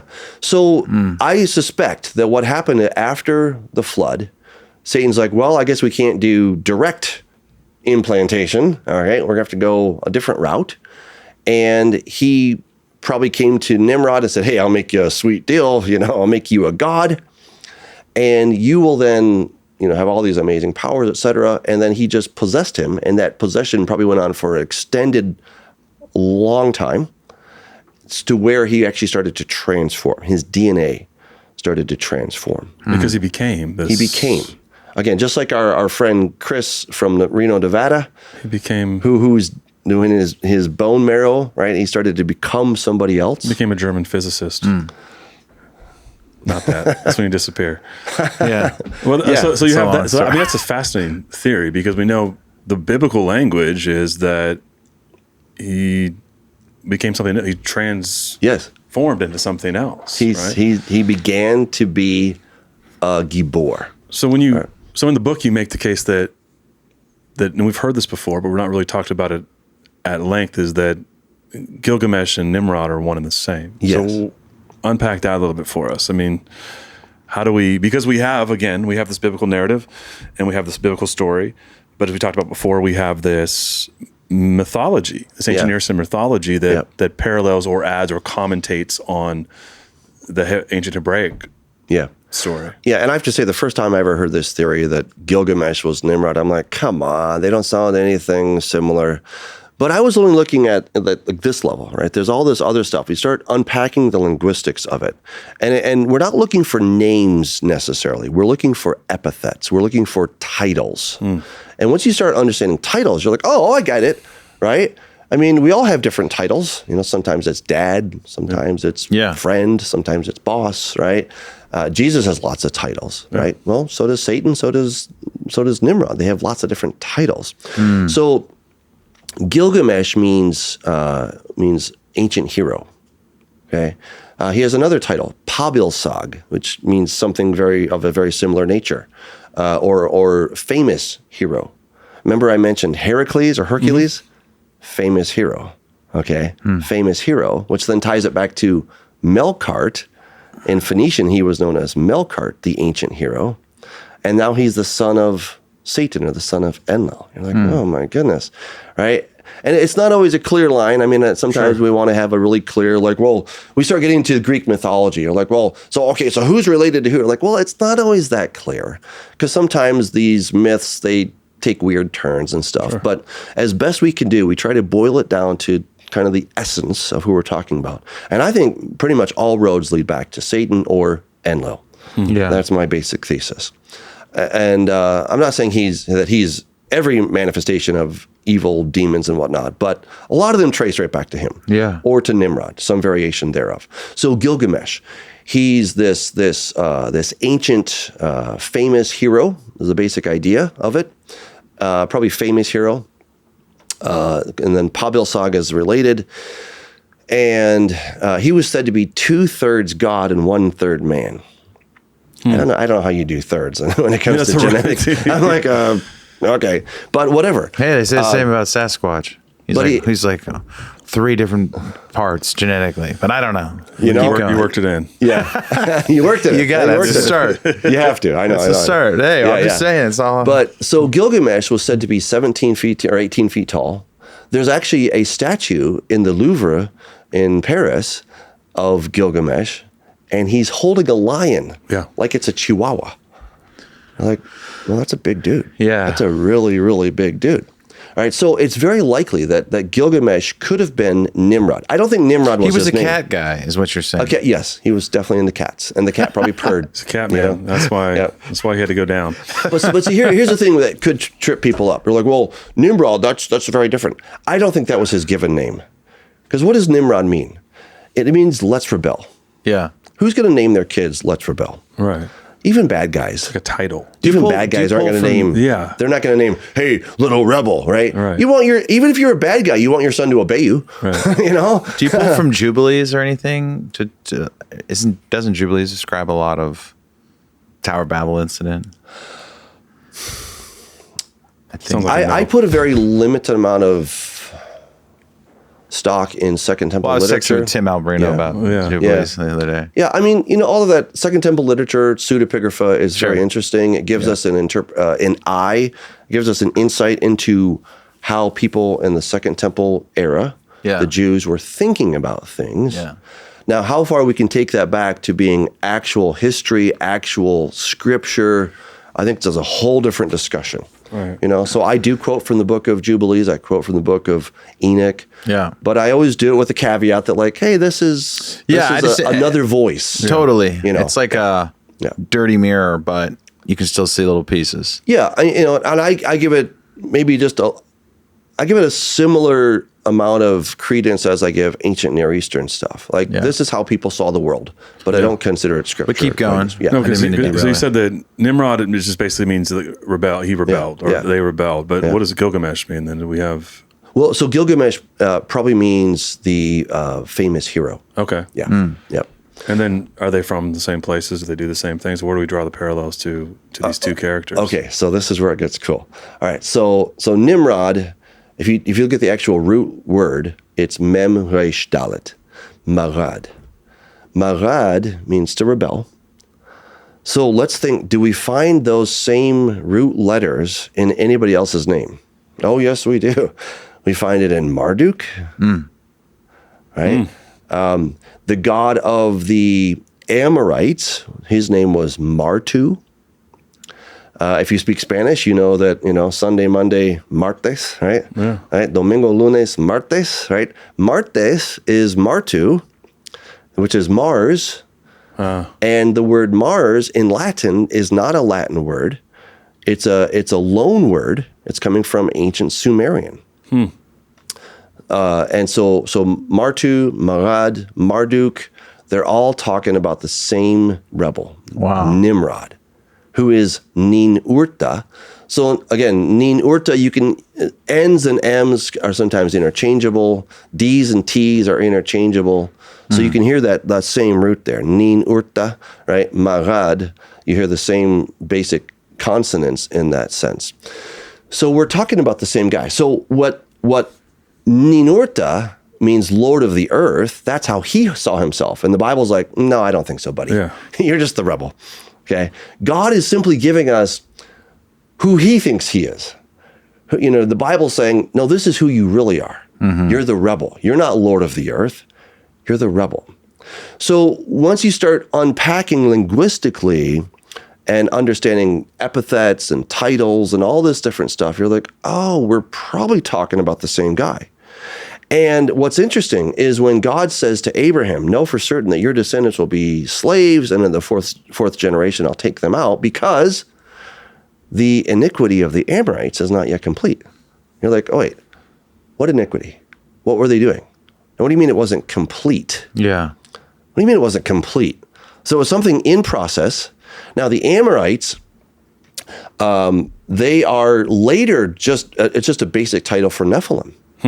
Right? Yeah. The Amorites is a broad term for really weird giant people. Yeah. Okay. Whether it's Rephaim, Zamzumim, Emim, Nephilim, Anakim, right? They're all just kind of, Amorite becomes a blanket term for that kind of species. And God says the iniquity of the Amorites is not yet complete. And their God was Martu, who is Marduk or Nimrod or Ninurta. Interesting. Oh, okay. So something was going on. There was something in process, and they were doing something really bad. Well, we know the outcome is that by the time the children of Israel come into the land of Canaan, it's overrun with King Og of Bashan, right, and others. So they find the giants, the Rephaim, etc. The Amorites had their own religion. It was all to the god of death, basically. And but not just the god of death. Yeah. Right. They were worshiping a god, Martu, who was Nimrod, who became a Gibor. So I would postulate that the iniquity that they were involved in was hybridizing themselves.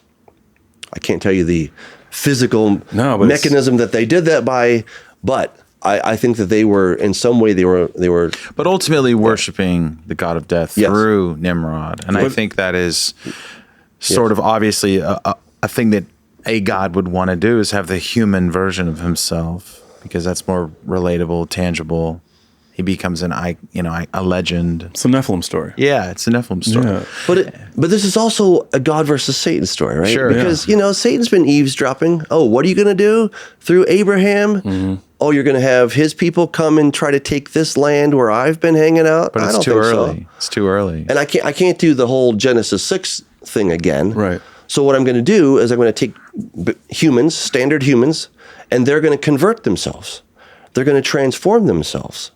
They're going to become like Chris in Reno, Nevada, who became something else. Right, and we know they're giants, right? Because we have the tribes, and we have Goliath and his brothers of Gath, and so, this isn't the first time we've seen like that. I mean, Nebuchadnezzar grew feathers, right? And I don't know if he grew feathers, but he certainly he became like a beast of the field. He became like a beast of the field. But I mean, so how do you? That's the rumor. So right? Nimrod becomes a giant.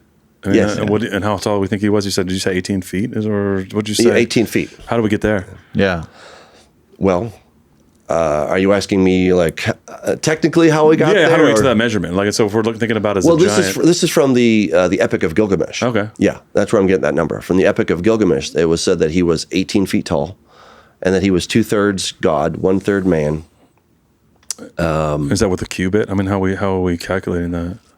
Yeah, I see the cubit probably as 20.63 inches. Okay. That was the Egyptian royal cubit. I got to go to the British Museum and actually look and touch and hold an ancient Egyptian royal cubit, which is really cool. It was 20.63 inches. Really? So that's how I see the cubit of the ancient world. Probably that was the measure that Moses was using when he talked about King Og of Bashan, right? And King Og of Bashan, he was probably about 15 feet tall, because we're told that his bed was 9 cubits, so 20 times 20 inches, 20.63 inches is about 15 and a half feet tall. It's a big bed. So it's a big bed, so, knock off a little bit. So he's between 14 and 15 feet tall.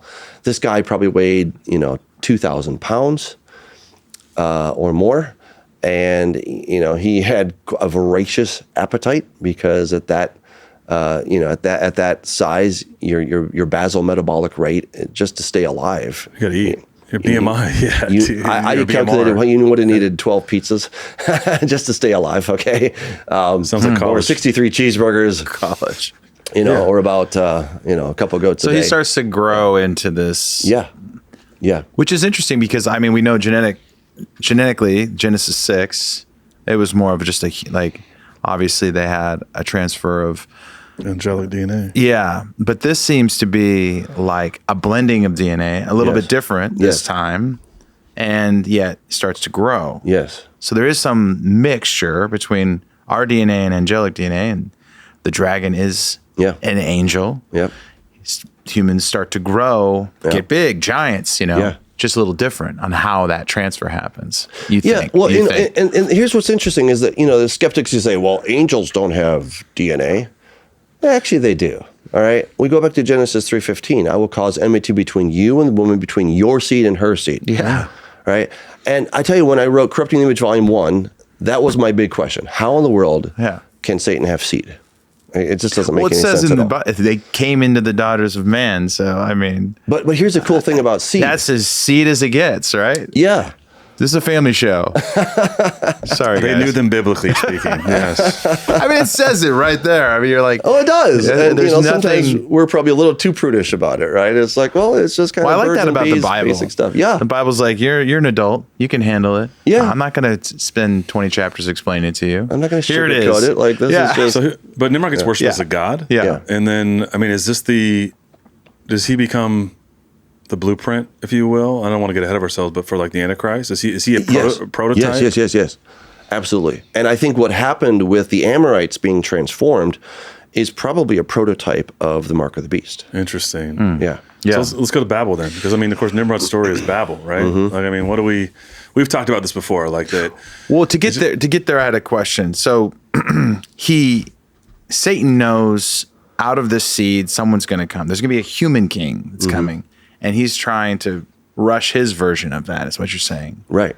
And so he possesses this character. He starts to grow, and then he becomes his hybridized son in a sense. And then the Tower of Babel. Right. And that's where we're at, right? Yeah. Yeah, because we've talked about Babel a few times, Doug, and I think that like there's this idea, this Sunday school idea that like, man, they just made this too tall of a building, and they were gonna climb this big skyscraper, ancient skyscraper, and have war and war with God. But we've talked about it differently here. The idea of like the top of the ziggurat is this place of magic, sex magic, if you will. The deity would come to this room at the top. So Like an artificial Eden, artificial it's like Sinai. a portal, Yeah, really, yeah. right? Exactly. So what do you? Yeah, Exactly You read the a book portal. on this, Doug. Right. Walk us to Babel and what Yeah. you believe is going on based on being an expert on the ancient Near East and the language. It becomes an allegory for human pride, and we understand there's this moralistic teaching to this, like a lot of the Bible. You can take this moralistic theism to it, like, Yeah. if your pride is your fall. You think you're better than God, Yeah. or you're not, right? sure. But Yeah. what do we think is actually and all that is happening? real, right? Sure. But there's underlying, boots on the ground kind Yeah. of stuff, right? Yeah. Rubber hits the road. So, I mentioned that a lot of times the Bible is not giving us the actual name of something; it's giving us the description. Sure. So we often, and the Bible says that this is where the tongues were confused and became known as Babylon, this place of confusion. And so a lot of people think that, well, Babylon means confusion. It doesn't, though. Babel, actually literally means gate of the gods. Later on in later Neo-Babylonian, it becomes Bab Ilyon, so the gate of the gods. So same thing. And then later it's known as confusion because that's where the languages were confused. And so then Babylon became associated with confusion. Yeah. And that's how we could make that connection. Just like if you were to go to Chernobyl, Yeah. right? Chernobyl doesn't mean nuclear disaster, but that's what it means today. Yeah. You have a Chernobyl, a Chernobyl event. And you're like, you're like, oh, I'm not thinking, a nice place to raise your kids. I'm thinking that's where the worst nuclear disaster ever happened, right? By the way, the wolves are cancer resistant now. That's a whole other thing. That's another episode. Oh yes, Yeah. I know. There's a whole bunch of stuff like that. So Babylon was the gate of the gods, and as you were saying, it's 100% correct. The ziggurat was the connection point between heaven and earth. And what's amazing, remember when Jacob goes out and he has his dream, and there's this ladder in his dream, and then later in the book of John, Jesus says that you will see the Son of Man and angels ascending and descending upon him. So Jesus is saying, I am the ladder. I'm the connection point. Yeah. But in the ancient world, Enlil said that he was the connection point. Of course. He was the one that was bridging heaven and earth. And to be fair, he wasn't exactly lying. Basically, if you wanted something done in the spiritual realm, there's a one-stop shop. It's Right. Enlil's shop. You got to go to him because he holds the Tablet of Destinies, right? He's the go-to guy. And we could talk about the creator God, which the God of the Bible. Yeah, he's around, but he's kind of out of commission, You want something done? You got to go through me. Yeah. Because I hold all the cards. And that's not exactly untrue. It was a little perverted, but it wasn't entirely untrue. So in the ancient world, the gate of the gods was this place where you weren't trying to make a new Burj Khalifa and get even taller. It wasn't about the height necessarily. It was thought to be this this portal. That's essentially what it was. They were trying to create a portal, a connection. So the gate of the gods, what does the gate do? Well, something comes through it, right? So the gods could come through into this domain. That was the basic idea of the gate of the gods. So that they could have a portal into this dimension. And whether it's through some kind of weird sex magic or however they were doing that, I don't know all the mechanics, spiritually speaking, right. But they understood something. Now, what's interesting as we start to unpack things from a more scientific point of view, we have Einstein-Rosen bridges. Yeah. We have wormholes. We're starting to discover all kinds of weird stuff. In fact, there's even, some of the earlier iterations of quantum computers. They were saying that we're going to somehow reach into this other domain and take resources from this other domain. And quantum computers are... That's what quantum computing does. They're kind of wild. It dumps data into another dimension, and then it pulls it back out. Well, that's what people saying they're doing with CERN. CERN is a modern...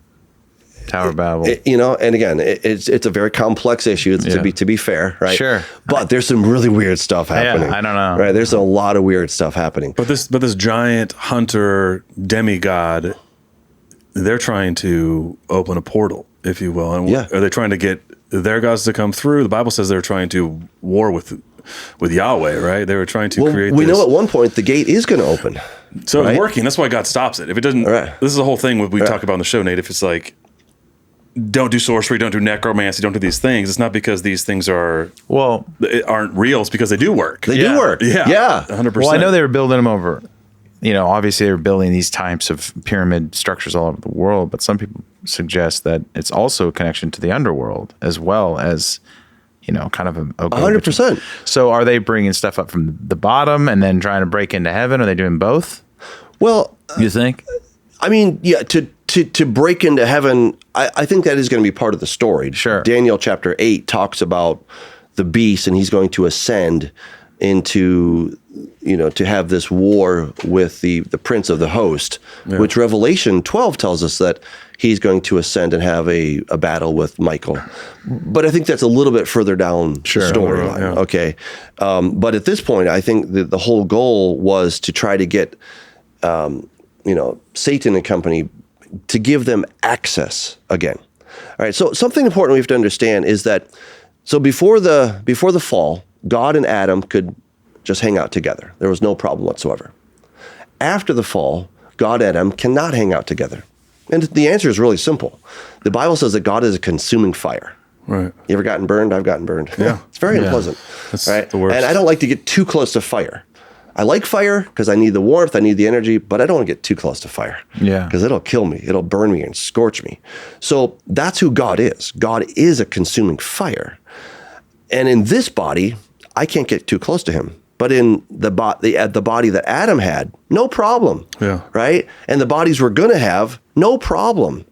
So in the meantime, God has put a veil between heaven and earth. Right. Some of the ufologists call it the cosmic curtain. Right. Some call it the thin cyclical dimensional membrane. But there's something between our domain and the other domain. Right. And that's essentially what the fallen were trying to get through. Now, for a good angel, it seems that they can come anytime they want. There's no limitation to that.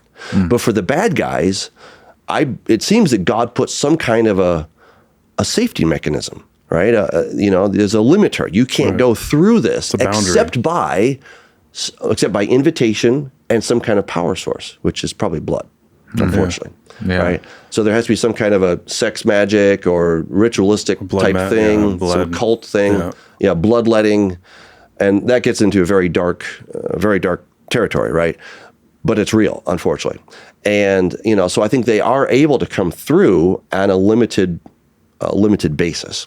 But what the Tower of Babel was apparently attempting to do was to bridge that so that there could be a regular highway, a portal between the two. Yeah. think they're trying to open the abyss? I do think they're trying to open the abyss. So yeah, I was going to go to Revelation chapter 9. That's my thought. That's where I was headed. And this is exactly what's going to happen. All right. And my goodness, there's an incredible story here as well. So the fifth angel blew his trumpet. I saw a star that had fallen from heaven to earth.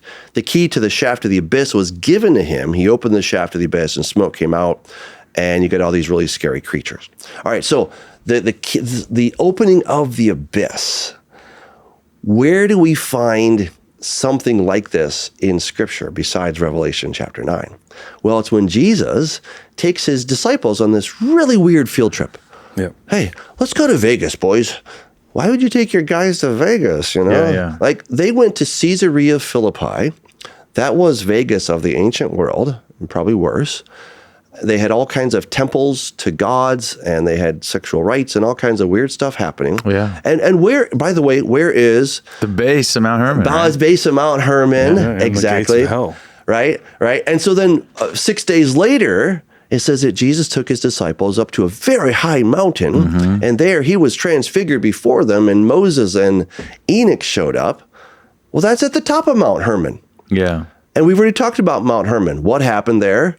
That's where the fallen came down, right? That's where we found the inscription, is at the top of Mount Hermon. This has been known as the Mountain of the Oath for as long as we can remember. And so Jesus says that the gates of Hades will not prevail against my ecclesia, against church. Right? Yeah. Right. And church is certainly a translation, but my called out, my kela, whatever. The gates of Hades will not prevail. Now, the church typically has understood this, that, we, the church, we're going to go up and try to take the gates of Hades. We're going to wage an assault on them. But that's not what it's talking about. And that's not what the first century Jewish apocalyptists believed either. They thought that the gates of Hades were going to fling wide open, and that hordes of scary creatures were going to come out shooting their arrows, exactly like it says in Revelation chapter 9. Right? So what Jesus was doing is he was putting Satan on notice. He's like, I know what you got planned, and it's not going to happen until Revelation chapter 9. When Revelation 9 happens, then it will happen. But not at that time. Jesus put the kibosh on it. He came and said, you know what? I know what you got planned. And understand that when he said that, the world was still under the auspices, under the authority of Satan. Yeah. And so then Jesus had to go on this covert mission to get us out of the pickle that we were in, where Satan held the keys of death and Hades. And what does he say after he's resurrected? Hey, look, I got the key of death and Hades, right? You're like, oh my goodness. He had to come and buy it back, but do it covertly. He couldn't just come and announce the thing. Right. Yeah. Otherwise, Satan would have known the plan, and he never would have put Jesus on the cross. They never would have crucified him. We talked about that a little bit in our theological, stranger theology thing, that it feels like a military strategy when he goes on Mount Hermon, because he only takes a few people. Right. And then there's these other dead guys that show up, and he's like, well, hey, maybe. And he talks to them specifically. And I think there's some kind of, okay, it's happening. Yeah. And I need you to go this. I need you to do this. Exactly. And remember Because in World he's War got to II, get those keys. in World War II, before D-Day, they had all kinds of inflatable tanks that they were putting up along the coast of England. Yeah. And why were they doing that? Well, to throw off the Nazis, because the Nazis knew that an invasion was coming, but they didn't know where, right? And so they wanted to look like it was Pas de Calais instead of Normandy Beach. Yeah. And the British pulled it off. You know, they did it so successfully, and they put out so much disinformation that the Germans were convinced that it had to be at Pas de Calais. But of course, that's not where it happened. And I think that's what Jesus was doing with Peter, James, and John. And then Moses and Elijah show up. They all transfigure. And oh my goodness. All right. We did say we're going to go back to Psalm 22. I promise you, it's so cool. All right. But okay, let me go to Psalm 68, because this is where the pieces really start coming together in just these epic kind of ways. So in Psalm 68, right, look at this. Mount Bashan, there's that word again, which is Hermon. Yeah. Mount Bashan is God's towering mountain. Mount Bashan is a mountain of many peaks. Why gaze with envy, you mountains of peaks, at the mountain God desired it for his dwelling? The Lord will live here. God's chariots are 10,000s, thousands and thousands. The Lord is among them in the sanctuary when he was at Sinai. Right? And then it says, you ascended to the heights, taking away captives, received gifts from people, even from their bellies, so that the Lord God might live there. Of course, Paul quotes that when saying that Jesus took, he took the spirits that were embodied, etc. And then, but this mountain, the mountain of Bashan, is Mount Hermon. So when Jesus took Peter, James, and John to a very high mountain, that was the top of Mount Hermon, 9,300 feet above sea level. That's where Kuntilat Dajrud was. That's where they found the inscription. This is where the watchers had come down back in the days of Noah. And now he's got Moses and Elijah showing up. I think Satan was peeing his pants, honestly. I think he was like, oh my goodness, today is the day of the Lord. Yeah. Like, this is it. This is the battle now starting, right? It's now starting right here. And I think he's like, oh, he's sweating. He's like, what do I do? And I think Jesus is trying to throw him off track.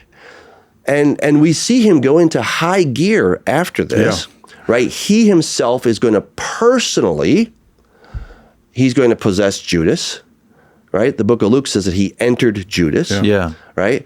And so we know that, and according to the book of John, it talks about how, Satan had filled Judas. And so Satan is at the Last Supper, he's at Passover. Isn't that wild to think about that? Right? And so when Jesus looks at Judas and says, go do what you must do quickly, he's possessed. Yeah. He's filled with Satan. And he's known as the son of perdition. Yeah. Right? He's known as the son of perdition. All these things Nimrod, are happening. Which is a Nimrod. Exactly. Or not a Nimrod, right? Yeah, it's the same spirit. It's the same basic procedure that happened before. And so then, all right, so I want to get back to Psalm 22 because I want to make sure that we close this one up. All right, so he says, many bulls have surrounded me, strong ones of Bashan encircle me. So the Hebrew here is Abirei Bashan. It's strong words. So Abirei or Abirim is also used in Psalm 78 when it talks about men ate the bread of angels. That's the word Abirim. All right. So yeah, they were angels, right? But they weren't just little cute cherubs, right? These were mighty bull-like beings. And we talked about how the whole idea of a bull, mighty bulls have surrounded me. This all goes back to Satan. It goes back to these various manifestations that we've seen of him. It goes back to Enlil. So now Satan went into high gear. He puts Jesus on the cross. And King David is able to record in the spirit. He's able to see what's really happening. Jesus is on the cross.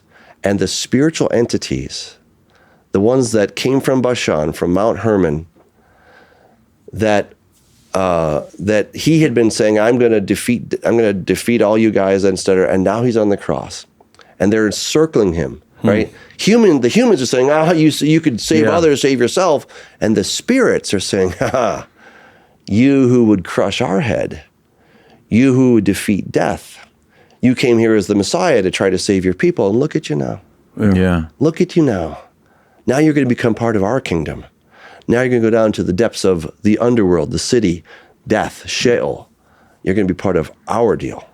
And in so doing, they thought they were winning. Right. And, it was no laughing matter, but I suppose there might have been a twinkle in Jesus' eye thinking, oh, this hurts, but in just a moment, I'm going to be taking those keys, man. Yeah. And then you say Enlil was understood to be the king of the underworld. So it was kind of like this, also this idea that now you will be in my kingdom. You're under my authority, not only here where I have the deed, but also, and I think it's Jesus not so fast, my friend. Right. Right. So this right here is this is called a Kuduru stone, also found in the British Museum. A Kuduru stone was a stone that you'd put underneath your mantle, under your threshold, right? So every time you'd walk over it, there would be whatever blessing or curse was on this stone. And so the whole idea was to kind of bless a home so bad guys wouldn't come in. But this is Nergal. Nergal, the king of the underworld, another name for Ninurta. I know he's got a lot of names. But he was the god of death. And look at this thing. It's a little bit hard to see. I know that. But he's got a man's head. Behind him, there's a lion's head. Mm-hmm. He has a bow. He's got wings. He has a scorpion's tail. And he has a serpent head phallus. Okay? And you can't quite see it in this one, but I've shown it in other ones. But he also has eagle's talons. Huh. Okay, he's got the eagle's talons. So now what was confusing me when I was studying Revelation 9, I'm thinking, okay, are there two different things coming out? Or is it one horde of 200 million? But they seem different over here. And I did a whole graph and I put it together and I'm like, I think they're the same. I think actually if you overlay the fifth trumpet and the sixth trumpet, they're talking about the same thing. And so when I did that, then I went trying to find if I could find any ancient manifestation of that. And voila, I found this. And I'm like, oh my goodness, this is 100% on the money. This is exactly what John saw, right? So the ancient people were expecting hordes of these things to come flooding out. So when it says that the gates of Hades will not prevail, they were thinking that the gates of Hades were going to open up and that these scary creatures were going to come out. And incidentally, the gates of Hades, where Jesus took his disciples, Caesarea Philippi, there was this underwater spring. Of course, all springs are underwater, right? But there's this subterranean water that was coming up, and they didn't know how deep it was. They thought it was so deep, right? They tried to measure how deep it was, and it was just crazy deep. And so they would throw things into there, thinking that it was a portal to the underworld, to the Hades. And so Jesus is making a very clear statement. Once you understand the different pieces, you're like, oh my goodness, Jesus is putting them on notice. Those gates aren't going to open today. Those aren't going to open at this time. Not yet. And so that's why he shuts down Babel, right? Because they're trying to open and let these things out so they can war with God. Exactly.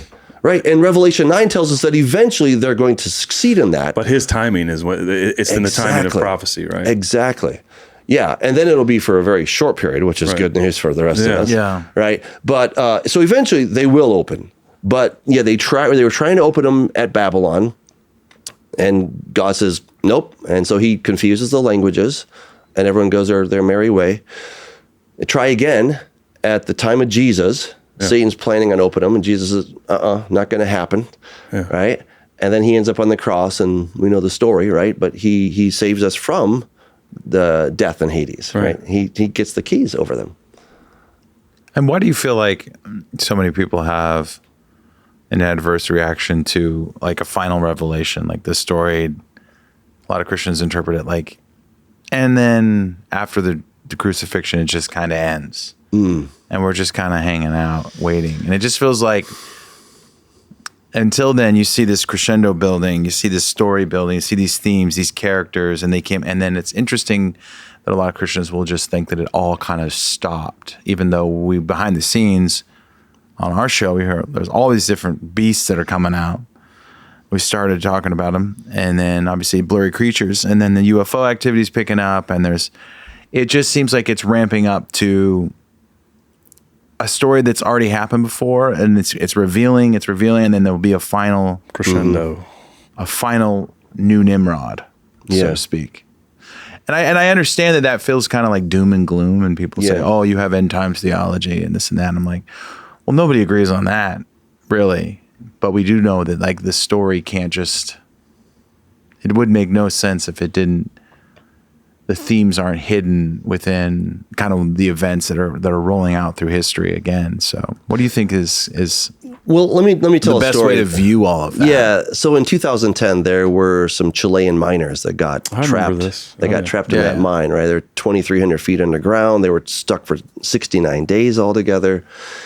And that must have been a really scary experience, right? There they are. They're stuck. It's dark. They have very little food. Seems like certain death. And certainly they were encased in a tomb. Right. Yeah. But after 17 days, they were able to bore a hole down there. They were able to restore communication, get some basic sustenance for these guys. They were even able to get a cable down there so they could watch football, football. And, Jeez. but their hope was that, hey, we're going to be saved. Now, but they had to keep living their lives. They had to endure. And so that's kind of a little microcosmic picture of where we are. We are stuck in this tomb underground. And, a few people have risen up, or entities, Satan, he's like, I kind of like this tomb. I get to be the king down here. And I don't want us to be rescued. And so you can keep your hope about all that stuff, but if anybody tries to come and rescue, we're going to fight. Right? And then he brainwashes us so that when the hero does come to try to save us, we're resisting him. And I think when people they get to the cross, Jesus saved me, and that's enough. Like, well, okay. I mean, that's a pretty cool part of the story. Yeah. But that's not the end. This is not the end. This world as it is not the end. And yes, we're supposed to be living our lives. We're stuck in that tomb. We're stuck in that mine, and we're 17 days in, and now they've sent a communication line. And we're like, see, it's good. Like, well, that's not the end of the story. Yeah. There's hope. There's great hope, and we're not starving like we were, and we can live a okay existence down here because they're giving us stuff from above. But I don't want to stay down here. I don't want to stay stuck in the darkness. And that's where I think people lose the storyline, is that our God is a God of love. The goal has always been, it's never changed, for God and man to walk in the garden together. That's always been the goal. Yeah. That's always been the goal. And he's the same God yesterday, today, and tomorrow. He has not changed. It's always been a love story. And sometimes I don't know, we let our theologies get the best of us. Sometimes we just get off track. We lose the storyline for one reason or another. And I get it. There are some weird things that are in the Bible, and sometimes people do weird things with the Bible. Yeah. So we have to be careful. And I understand the backlash, but I think if we can detach ourselves from the emotion of it and just say, okay, what does the Bible really say? And I also think sometimes we've shot ourselves in the foot, because I've gone to skeptics meetings. There's one in Southern California called Backyard Skeptics. And it was like a church service, Like they were all getting up, giving their testimony. I was raised in the church, and I used to believe in Jesus. And then I went and asked a question. I asked about the flood, or I asked about, the giants, or, and people just shot me down and said, don't worry about that stuff. You don't need to believe any of that stuff. And, that's why your guys' show, and the reason I write my books, is so that we can help people see that it's not just weirdness. Yeah, there are weird things in the Bible, but when we actually take those into the story, we now have a completed picture. We have a consistent picture. Even if we don't have all the puzzle pieces, we still have a consistent picture of where the pieces fit. And I think that's incredibly important. Yeah. And, and so sometimes we have, you guys know what's happened with the whole Nephilim thing. Like, it's exploded. But way back in the day, John Calvin said, oh, no reasonable person would ever come to these conclusions. It was, the most prodigious of men. Yeah. I can't believe that they ever thought this. And then, Augustine kind of got us off on the wrong foot as well, and et cetera. And so it was very much not in vogue to believe in giants and fallen angels. In fact, it could even cost you your life if you believe that. And so we're just kind of at the tail end of where there's been a lot of confusion. There's been bad teaching, just ignoring major chunks of the Bible.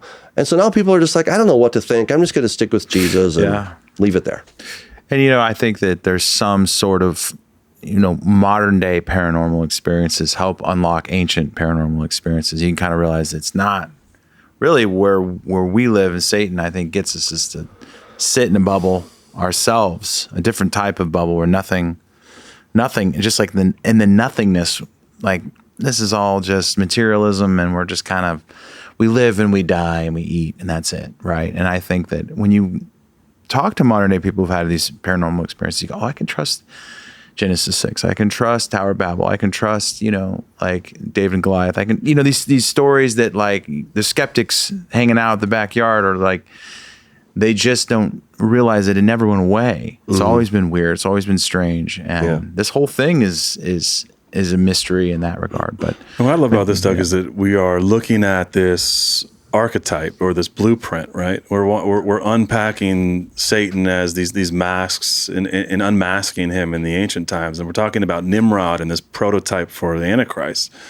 Because if we're to believe prophecy and believe our Bibles, it's coming again, right? And that's what, so we're going to do this again with you, and I'm excited to get into that because we're looking at the end. Like we're going to get into singularity. We're going to get into UFO disclosure, because I don't think we can, again, it's the old idiom, if you don't understand history, you're doomed to repeat it, right? But I think if we look at the Bible, we can understand the way this blueprint has worked before, and we can overlay it in our time and say, okay, here's what we can expect with any kind of reason, especially because there's nothing new under the sun.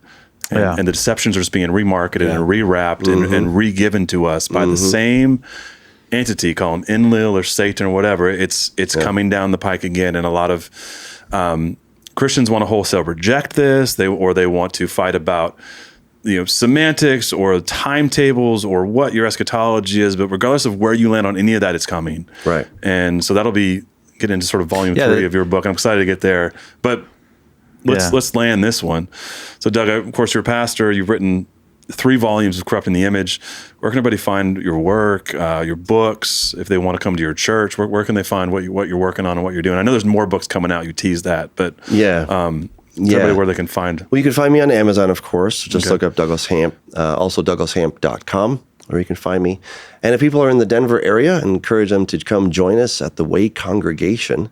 You can find us at thewaycongregation.com. And so we always have a good time. Every Shabbat we celebrate the Lord, and it's a good time. So it's really wonderful. It's awesome. We celebrate the feasts, and just celebrated Pentecost. Excuse me.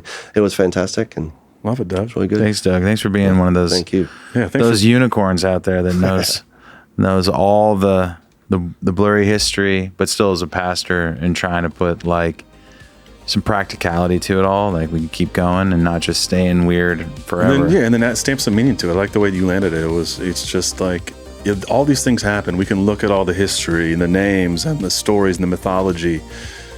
Yeah, but here's why it matters, and here's why it should matter to you, right? Like, so it's all fascinating to go down. But stick around for part 3. It's coming. That's right. Let's do it.